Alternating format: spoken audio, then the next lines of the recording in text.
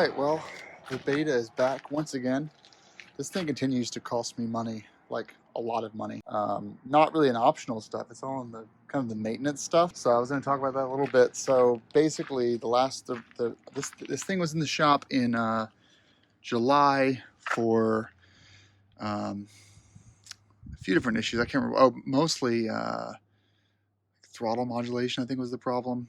Anyway, I got it back. Did about 12 hours of riding on dirt days, and there 12 hours of trail riding, and then put it in storage the winter. So now she's at 100 hours right now, and I took it out of storage and it was leaking. So there's two reservoirs. There's a transmission fluid side and an oil fluid side, and they have their own respective drain plugs. Well, the transmission fluid side was leaking, like a small, slow leak, but it was enough that, like, when I actually turned the thing on and the motor got up to temp, it was leaking pretty fast. So fixed that problem, had to put a heavy-duty drain plug in there, which Beta should put there in the factory. They put these little tiny plugs in there.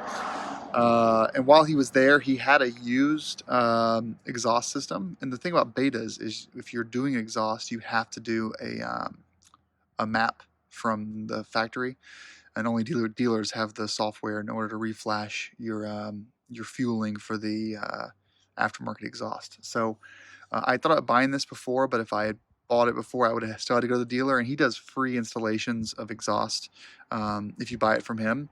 But the beauty of this Beta dealer is he had a used power bomb and a used can. You can see here, I mean, obviously it's used. But I don't care. It's going to get it's going to get dirty anyway. So I had to cover up the FMF anyway because I got these Moscow plates that keep the plastics off of the exhaust whenever it's, you got the Reckless 40 or Reckless 80 on there. You can see the inside there. Well, inside of here is a nice gold cone. It's got a spark arrestor. Yeah, so there's the inside right there. It's louder than I was hoping it would be.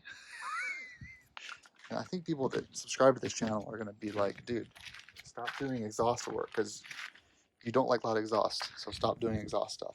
The good thing about this system, though, is the fueling, the tune is only needed for the header. If it's too loud, I can go back to the stock can and not have to go back to my dealer. The only thing I don't like was that he had to wrap with exhaust wrap. I don't like exhaust wraps personally. I know some people like them. They like how they look. But the problem with exhaust wraps is they just eventually they fray over time, and they store water, which causes rust. But the reason we did it is because the exhaust was melting my frame guard. What I'll probably end up doing is cutting this leaf off, this wing off, and then unwrapping it. But then, I mean, that's a close connection between the subframe and that. So I don't know to think about it, but it's right for now. It is touching the Sachs reservoir, but that doesn't really move. What did he do? Well, he did the software update for the fueling. He did the exhaust installation. He also screwed around a little bit with my stuck throttle I was having, and then fixed the. So here's the thing: the previous owner, which had cross-threaded the transmission fluid drain bolt, went to Naults in Manchester, New Hampshire, and they helicoiled it for $150. I had the invoice, but they used the wrong kind of helicoil. They used one that was the wrong size. So we now have the one that Beta recommends, which is a really cool. It's cool. I wish I could show it to you, but that's installed now. So let's power the thing up, and I'll let you guys hear what it sounds like.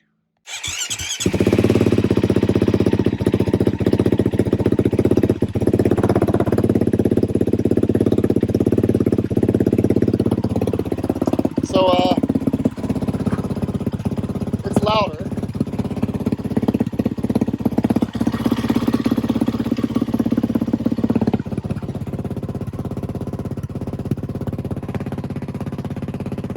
It's a lot louder.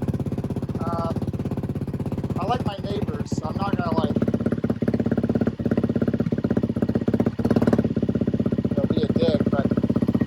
an idea what it sounds like.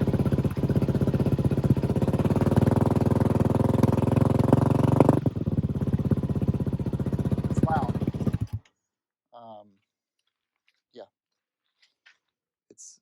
I would guess probably about 4 times louder than stock. And on wide open throttle, it's bad. The beauty of this though is that I don't really ride